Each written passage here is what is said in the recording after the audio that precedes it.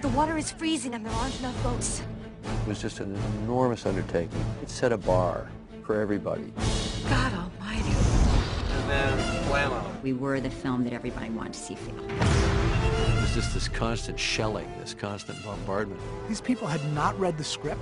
These people had not seen a foot of dailies. These people had not visited our set. A pretty vicious piece appeared referring to accidents that had happened on other shows and suggesting this too could be going on Titanic. This little column, Titanic Watch, is running on the front page of Variety every single day. Detailing the latest disasters, where the budget was. And this is going on while we're trying to make the film.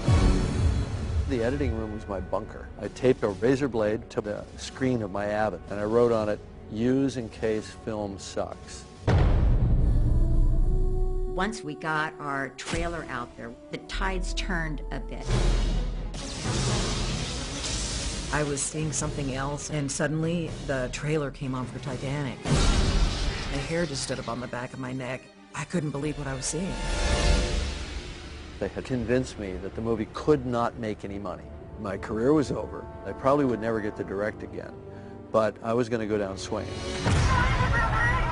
We went over to Japan, we premiered the film there, and the reaction was overwhelming. Crowds were going crazy. It was like the Beatles. It was insane. When the reviews came in, we were stunned. They were so good. I'd never gotten anything like the kind of reviews that I got for Titanic. And we had to worry about the world premiere in England. How would the reaction be in England, where the ship had sailed from? And the audience wept. That's when we said, we have a chance. It did well that first weekend. But we were only #1 that weekend by the tiniest margin. They practically had to do a recount. Next weekend, it grossed more. What? That doesn't happen. That never happens. And then the next weekend, it went up again. I don't think anyone had the notion it would inspire multiple viewings beyond maybe a teenage girl audience. We were in love with Leo at the time. Everybody wanted to outdo each other. Oh no, I've seen it 17 times. Oh, I've seen it 55 times. I met a guy, and he'd seen it something like 80 odd times. That's like sitting in a cinema for a week. Parents were taking kids. Adult kids were taking their parents. It was this transgenerational sharing kind of experience. But Titanic just kept going up. People were saying, this is a film that might even get to $1 billion, something that was unheard of. It was basically #1 in every country it was released in. It was playing across language, societal, cultural, and religious barriers. Even communist China has given the most expensive, highest-grossing film of all time the official seal of approval. The film had a huge impact internationally. That's when we realized it was this phenomenon. And then the phenomenon just didn't stop. The song really had its own life. The distillation of everything you've gone through in the film, you take away this little remembrance as a keepsake. Hearing it brought those emotions back. If you had seen the film, it brought them back. I've heard about girls having crying parties where they would listen to the song over and over and cry at all the right places. And You could hear it everywhere. You'd be sitting next to people on the bus and they'd be humming it.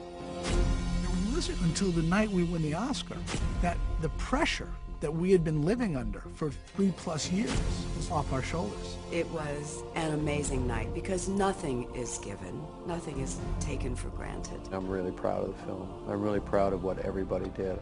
Take it to sea, Mr. Murdoch. Let's stretch your legs. Yes, sir.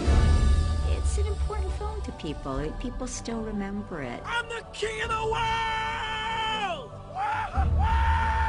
I've been looking for years for an opportunity to put Titanic back on the big screen.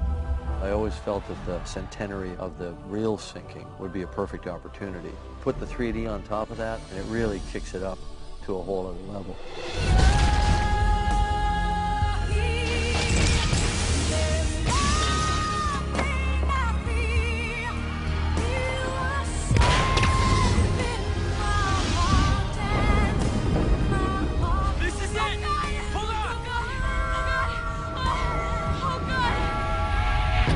Let go of my hand!